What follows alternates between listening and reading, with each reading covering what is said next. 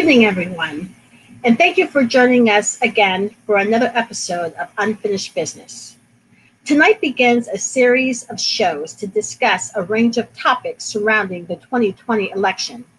Tonight's panel will discuss the power of the Black and Hispanic vote and its potential impact on this year's elections.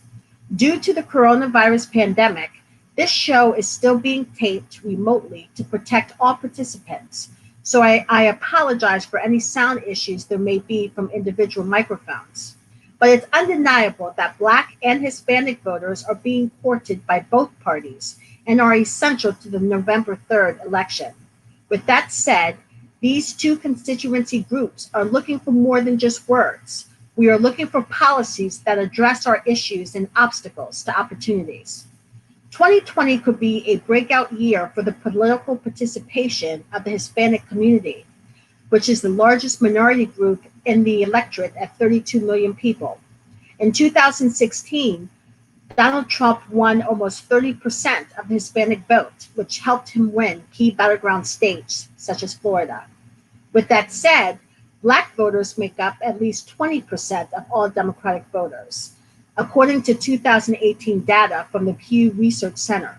To put that in perspective, about the same percentage of Democrats identified themselves as very liberal.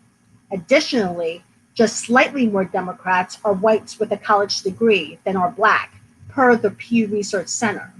In other words, Black voters make up about the same part of the Democratic Party as two other constituent groups. Unlike college-educated whites and very liberal Democrats, though, Black voters have consistently been a large portion of the Democratic base. Black women are the most reliable voting base of the Democratic Party. Joe Biden would be retired if not for the Black vote. Black voters made him the Democrats' presidential nominee. In November, the number of Black voters who turn out in the crucial swing states of Pennsylvania, Michigan, and Wisconsin is likely to be the deciding factor in the election. If Black voters return to the polls at the 2012 levels, Vice President Joe Biden would win the Electoral College by 294 to 244, according to an analysis by the Center for American Progress. We obviously don't know if Black and brown voters will decide the 2020 election. However, it is certain that these two constituency groups will be essential and could be the deciding factor. Never before have Black and brown voters' profile and power have been this high. We have the chance to lead the nation to recovery. Civil rights leaders who pushed for the 1965 Voting Rights Act and had their blood spilled to register voters dreamed of this moment. Please subscribe to watch our weekly show on YouTube at Rogette Harris, and feel free to send a comment, show idea, or just say hi to unfinishedbusiness@rogette.com. Again, thank you for joining us tonight. Be safe and join us next Wednesday at 7 p.m. Let's get busy and solve some unfinished business. Good evening, everyone. Thank you for joining us for another episode of Unfinished Business. Tonight's panelists are Shamaine Daniels, a member of the Harrisburg City Council, and Cornell Wilson, a former member of the Lebanon City Council. Tonight, we are going to talk about the importance of the Black and Hispanic vote in this November's election and whether or not it makes a difference. So how are you both doing? Good. How are you? Good. Thanks for joining us this evening. I'm not sure if you both noticed, but during the primary, there was sort of a split. As we all know, the Black vote sort of votes more as a block, unlike the Hispanic vote. And Black voters supported Joe Biden at a higher number than Hispanic voters sort of supported Bernie Sanders. What does the Democrat Party have to do to court those Hispanic votes to ensure victory in November? We'll start with you, Cornell. Well, I think they have to outreach to them more and show that they care, talk about the issues. Joe Biden just put out his issues about Latino voters and Black and brown voters and his platform, and to continue to outreach to those communities and ask for their vote. And I think it's going to be a fact that he's still not going to get 97% of their vote like they do African American. But he could get about 80%, I believe, in some places. But it's going to be a lot of outreach. Well, like Shamaine, Donald Trump got around 30% of the Hispanic vote in 2016, which is actually more than Mitt Romney and even George Bush got. Do you see those numbers increasing? There's also a generation divide. Actually, Black and Hispanic males under the age of 35 seem to be more receptive to Donald Trump's message. So how do you see that playing out? I think there are multiple things at play when it comes to the support of Donald Trump. I think there's some misogyny that's at play. I think there's some class that's at play, some regionalism that are at play. So I don't know what the outcome will be, because I think at the end of the day, it will depend which aspect of someone's identity they connect with more. If they connect with class versus race or gender, that will have how they end up voting, which is why I think the Democratic Party in particular needs to not just kind of speak generally in terms of policy, but also explain how they're going to materially change someone's life. And I think that's always been a challenge for the party when it comes to connecting with Latino voters in general. Okay. Well, Cornell, as you know, racism and race issues are sort of at the forefront right now with the Black Lives Matter issue with policing. Do you feel as though some of the discrimination that Hispanic voters are going through are also included in that movement and in the policies that the candidates are putting out, not just on the presidential level, but as you know, we also have congressional and state level as well? Very little. I think the focus is always people look at it as a Black issue rather than people of color. I think the president, the vice president has put out some good policies. I'm not sure down the ticket what their policies are or how well they're outreaching to the Latino community. But I can tell you the vice president's doing a good job with it. I'm just not sure what down the ticket is, and we have to get people to vote down the ticket also. And I also think, though, no matter what you do, at least 20% you're not going to get the Latino vote because they're either Democrats or not because they're Republican or certain issues that they don't agree with, and they'll vote on those issues. And so, but it's all about the outreach. Well, you keep talking about the vice president's issues, but tell our listeners, what issues specifically has Joe Biden put out that you feel are good for communities of color? Well, I didn't read the whole platform today, but it just came out today. But I believe he wants to work on jobs. I believe prison reform, deal with the issues of healthcare, which affects all communities. Find a way to expand Obamacare, make sure everybody has insurance, make sure people have jobs or will have jobs once this COVID issue is taking ends, hopefully at one time or slows down. Addressing the issues with education and childcare for parents, some of those issues I think resonate. What about you, Shane? Are there any issues that kind of stand out to you? I mean, when we talk about healthcare, there are disparities in healthcare. Even people of color who have healthcare don't receive the same treatment as, say, white Americans that have healthcare.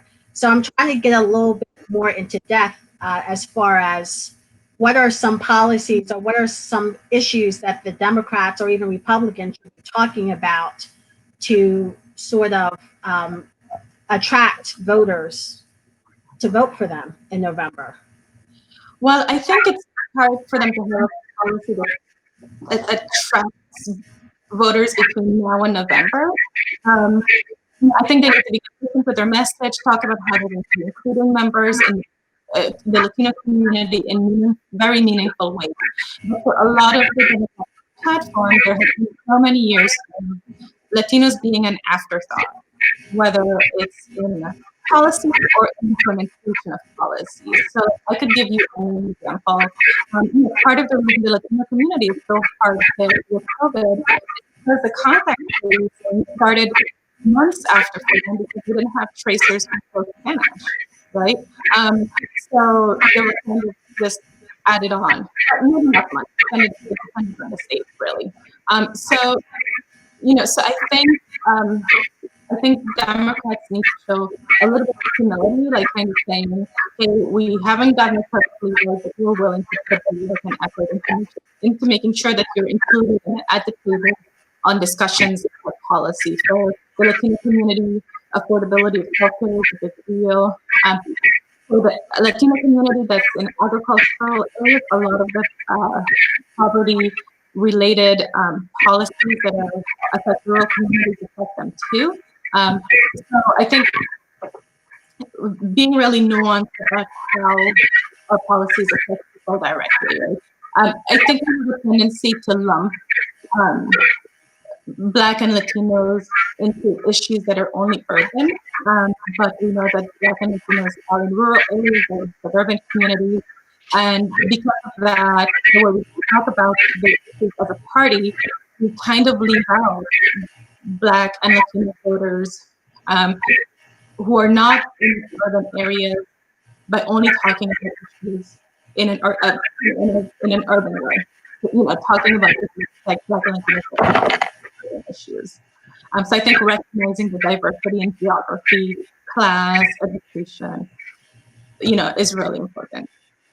Right. And I don't think either party really does a good job going into those issues. For example, even when we talk about Black Lives Matter, everything is prison and justice reform, which I agree that we do need reforms in those areas. But there's also wage disparities, not just between races, but within the genders of those races. There's lack of access to opportunities as far as, employment, educational disparities between the funding of schools. Let's talk about housing, with even getting a loan. As we know, more Black and brown individuals rent, not because they don't necessarily can afford a house, but they can't get a loan to purchase a house. So there's a lot of issues that I believe that are being left out of the conversation that I've mentioned to a lot of candidates, myself, that needs to be included. The problem here right now is this: because of COVID, there's doing a lot of virtual. So we don't always see. I've been on many virtual because I like to watch the videos or talk to the people or hear the people. So I think sometimes some of these issues are brought out or addressed. We just don't see it. And on the other hand, I feel like sometimes they have that stomp speech or that major speech, and there's so many issues that they don't always talk about it, and they're just going to assume that you're going to go to their website or read their policies and stuff. One thing I had noticed recently is all the large and a lot of Hispanic groups have Latino groups came out for Vice President Biden, and all are on the smaller scale: Puerto Ricans for Biden, Venezuelans for Biden, Cubans for Biden's, and they're trying to have virtual events to talk with people. I just heard the three top organizations tonight talking about his policies and things like that. But one concern that does concern me when it comes down to ticket for sure is I always say when you first come to see me or to an event is, do you have something in Spanish? Half the time it's no. And I said, well, you need some stuff in Spanish. It's easier for some people to read or comprehend in Spanish, and they're voting. So if you want to attract a Latino vote, you need to at least have it in bilingual material, and that doesn't always happen.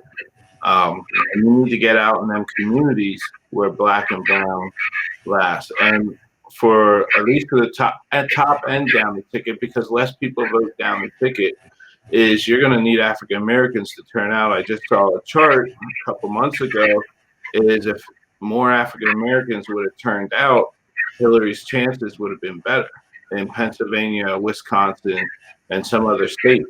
Because they didn't turn out because they weren't satisfied with the candidate, you saw the results that were happening. Right, but I would actually argue that sometimes when something is virtual, you can kind of reach more people.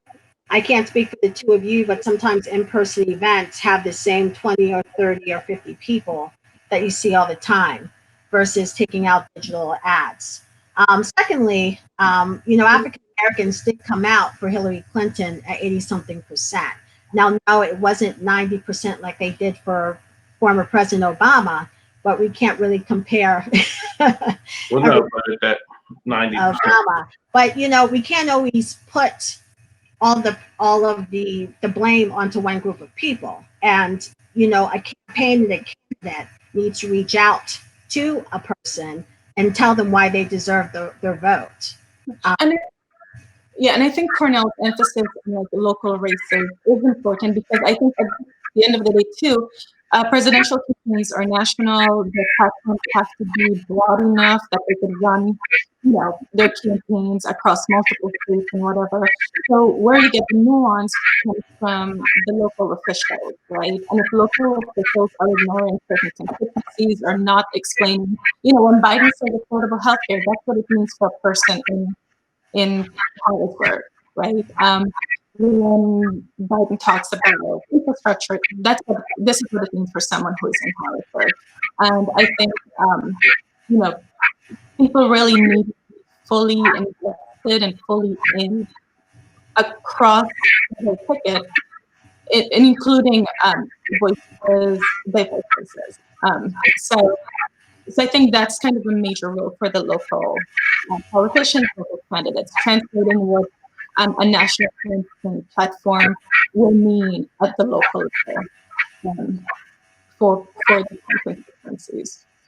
So then if people aren't happy with their local officials, for example, what's going on with COVID ID 19, if a voter isn't happy with some of the decisions their county, local, and even state elected officials are making, could that then take a toll on how they vote on a national level? Is that what you're saying? I think so. I mean, I think go ahead, Cornell. I don't think so, in my opinion. I think you're either decided who's right on the issue of COVID, is it Trump or Biden. I think what's down the ticket is people locally are not speaking up, or they're causing chaos, or they're not on the right side of the issue. And I honestly think you're going to have people who are splitting tickets, where they might support the president, or the vice president, but then they're not going to vote for their local candidate or they would in the past, but because they're on the wrong side of the issue with COVID. And I think on both sides of the fence, there's people on both sides of the issue. They're either thinking that safety and health come first and wear masks, social distance, or they believe that you can just go about your life and you don't need to wear masks, don't need to social distance. Some think it's a hoax, some think your numbers are rigged. So depending on where your local person stands, I believe it's going to help some people, and I think it's going to hurt some people.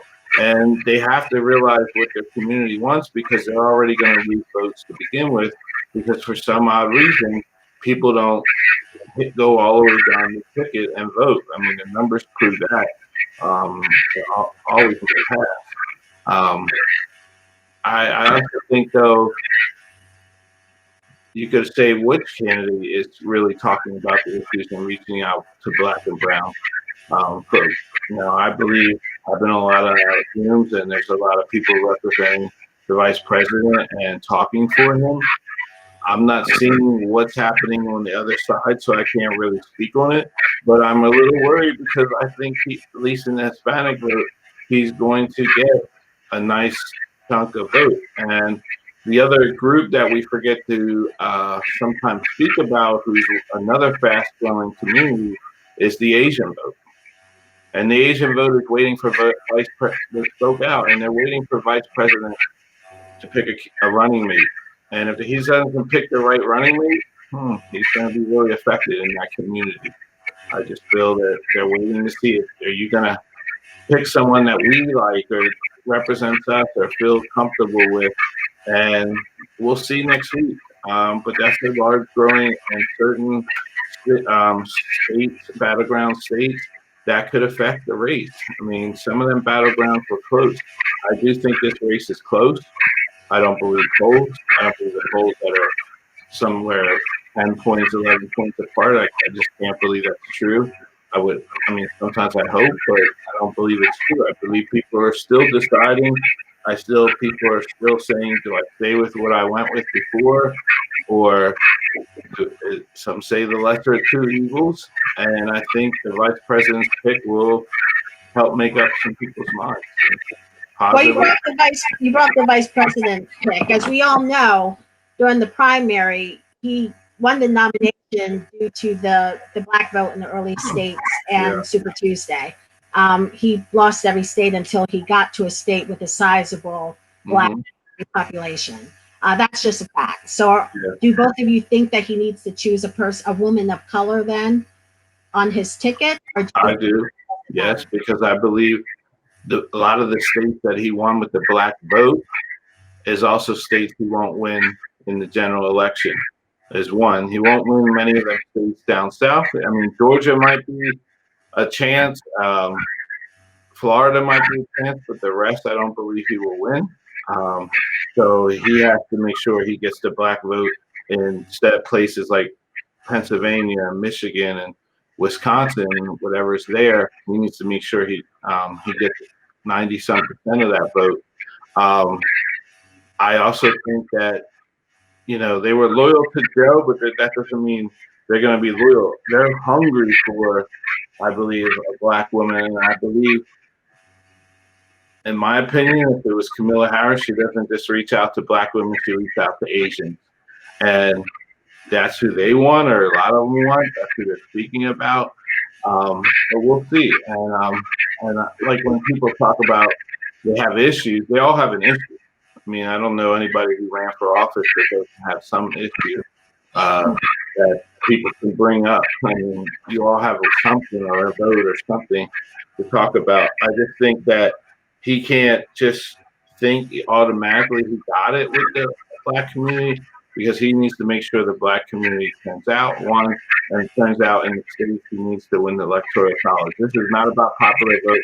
He will win the popular vote, but he can still lose the election. Shamaine, do you think he needs to choose a woman of color for his vice president? Oh, absolutely. He needs a woman and a person of color, so it has to be a woman of color. Because one, for a lot of women immigrants, what brings them out to vote is a female candidate. So I think a lot of immigrants, not just Latino, a lot of immigrants don't vote because they haven't yet been engaged in the process. They don't really understand how the system is working. But an experience that's new for them, for the women immigrants, is having a female candidate to vote for. So that's a powerful thing. I was surprised during the Hillary campaign of the number of immigrant women factory workers in the suburbs of Philadelphia who came out to vote, who would have never registered to vote, just an election before. And it was just because she was a woman, and we're going to do that. So I think you mobilize immigrant women with a female candidate. You mobilize people of color with a candidate of color. Because I think we're in a place of a lot of distrust. Whether you're a Democrat or Republican, there's a lot of distrust in leadership. And I think people want to see that people are meaning what they say. So, yes. Oh, go ahead. Yes, I think talking about how you care about women's issues or issues for Black and brown voters or issues for immigrants is not going to cut it anymore. You have to show something a little bit more. Because one of the things that Trump has been really good at is he's been very good at weaponizing our differences, right? So immigrant communities, part of the reason they vote for him is because he understands them very well in terms of which group he can weaponize them against and vice versa, right? And as Democrats, we need to show why we're the party where people who are historically disenfranchised could actually participate in and belong in, and not just be talked about. But there's two things that Democrats have to think about, not just energizing the base and then broadening it, but we also have states that are making it hard for people to vote. And we see this a lot in majority racial minority communities, closing polling places that people can walk to. We saw in Georgia throwing certain names that have accents and different things off the rolls. So we still have voting suppression as well that we have to deal with. Oh, you have a lot of suppression. If you have 60 some polls, and then in Louisville, Kentucky, and you down to one, that's voter suppression. That's hoping that people won't go out and vote, or they'll stand in long lines for hours and walk away. And that's for all people that live in that community. But you have people suppressing the list. And when the Georgia race was there, it's obvious. How can you be running and control the election? And you're suppressing the vote by taking them off the list. You're trying to close down certain polls, but in white areas you're keeping all of them, but in college and black areas you're taking them down to 1, 2, 3 polls. That's obvious. You're trying to suppress the vote, or you're trying to now maybe get rid of mail-in because you think it's gonna affect things more or easier, and more people will vote. They don't want people to vote. Some people don't want people to vote. The higher the vote, the worse their chance might be. They are going to suppress the vote. They are going to have lawsuits against mail-in ballots or ballots locations. They're going to close polls, and you already see it happening. And it's a shame, because I hope people realize, hey, I have other ways to vote, or I just have to go and stand in the line, regardless of COVID, regardless of whatever's going on. I have to go and make my voice heard. And that might work in. You don't know whose favor that could work in. I'm hoping it works in one for me, but you never know whose favor it's going to work on. I also still think there's a sleeping giant out there who's just not talking and just minding their business, and they're going to go vote, and we don't know who they're going to vote for. But voter suppression is definitely existing. Suppression definitely exists. No one can deny it all they want, but it happens. It's clear. I mean, everybody sees it. And you have a lot of people who still don't think their vote counts. And it makes me think of that one line that former Congressman John Lewis used to always say: if your vote was important, you wouldn't always have some people trying to take it away. Yeah. I always try to remind people that you don't think that their vote counts. And here in Pennsylvania, as you both know, we have a new method of voting with mail-in voting, and there's a huge education campaign to make sure people understand their options with that. But then with COVID-19, we still have the consolidation of the polling places. We have to make sure people know their options. If they don't want to vote by mail, that they know where their new polling place is going to be, if there is a new polling place. So there's a lot at stake. One thing that concerns me, since you brought up Pennsylvania, the Hispanics were the lowest mail-in ballot return. Why? They didn't have a ballot online, and they still don't have it online until August 7th, supposedly. So if you want them to be able to vote and vote mail-in, and this is not for any party, they should be having the rights as everybody else. That's another way to suppress the thing. You didn't think that it was important to have. You have other stuff in Spanish, but you didn't think it was important to have that ballot in Spanish. Now you can get it in paper, but everyone tells you to go online. So you're clicking online, but you still didn't have that ballot till hopefully this Friday, and we'll see. And many people are watching, and this could actually affect the Democratic Party. There's a Democratic governor and a Democratic administration, and people will be watching. You're going to have that. I'm not saying it's their fault, but people are watching and they're going to blame somebody. And I just hope, like, it's hard, but I hope people get out and vote, whoever they're voting for. But I know there's still about 90 days, and they have to reach out to the community still. 92. 92.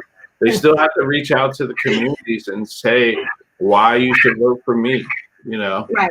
or prove that, or show in your stance. And I think some are trying to show in different ways. It might not be comprehended, or not everybody watches TV or the news. So you have to show other ways of what you're doing and why you're respecting the different communities. And back to the woman thing real quick, I honestly think it would be a woman of color because the odds are in favor. We all know it's down to 4 or 5 people, and 4 of them are African-American women. 5 or 6 people. One, the concern is not the person, it's more the age. To have everybody on the ballot that's 70 and above is a kind of concern to some people. And, and also you think, do I take this person and we lose their seat because some are trying to keep the Senate and some are trying to win it. So if they pick the wrong person, they could lose their seat in the Senate, So I think, or the House. So I think there's a lot that's taken in consideration. I just think the odds are in the favor. It's just like, who do you pick? And like I said, as soon as he picks somebody, all the bad is going to come out on that person, or supposedly bad will come out on that person. And that's another thing I think swaying. Who has the worst commercials, who are going to have the worst commercials, or who can stand up to Pence at the... Well, but some of that too is society's mindset. Women already are held at a larger standard. Oh, yeah. And then women of color are even held to an even higher standard than even that. So we talk about baggage, being a woman of color, baggage would be being dismissed from a McDonald's job when you were 15 years old.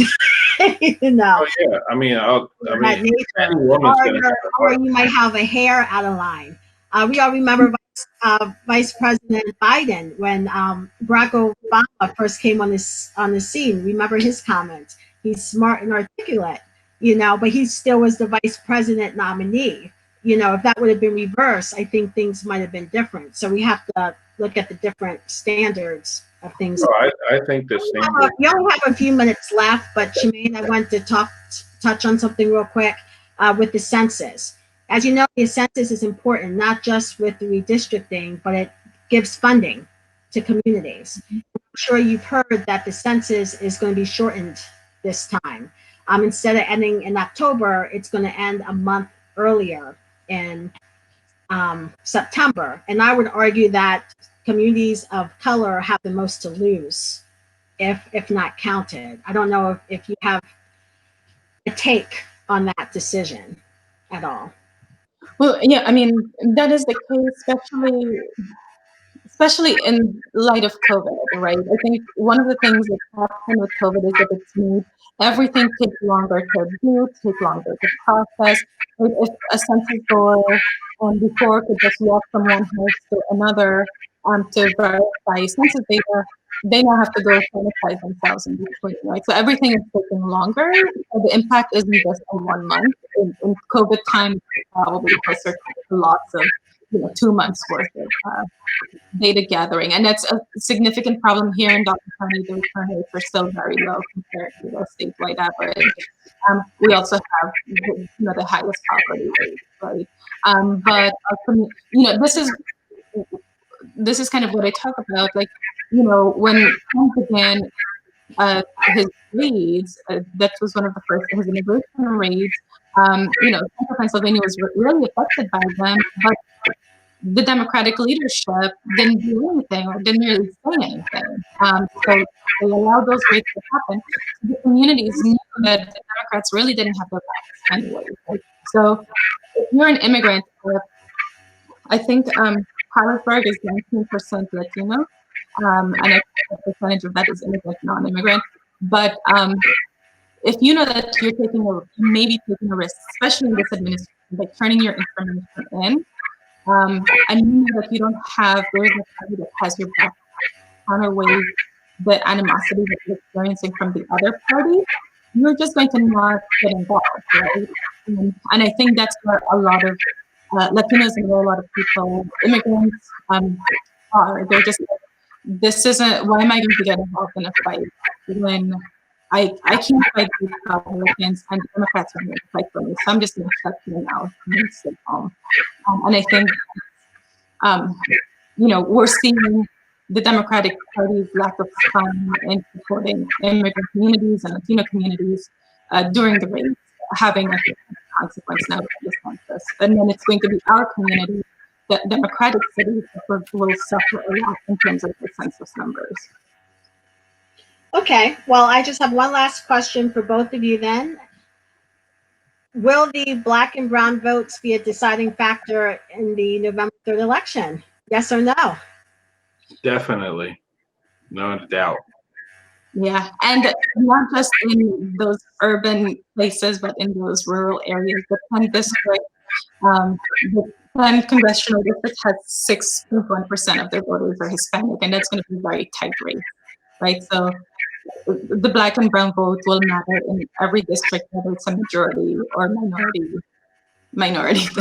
I mean, it's going to be such an effect that you have both sides going after Muslims, going after Indians, going after Asians. They know what the majority of the vote is going to be to decide this, and they're both going after them in different ways, or hiding they're going after them, but they're going after the Muslim vote, they're going after the Asian vote, they're going after the Black and Spanish vote. Some doing it better than others, but they know who's going to decide this race and could flip states depending on how the turnout is. Georgia will be flipped if the African American vote is high. Yes. Down, up and more down. women of color too running for Congress this year than ever before as well. So you might get an even more diverse Congress depending on the outcome. Well, thank you both for joining us this evening, and just want to remind everyone to vote November 3rd. Thank you. Thank you for having us, and good luck on your podcast. Thank you.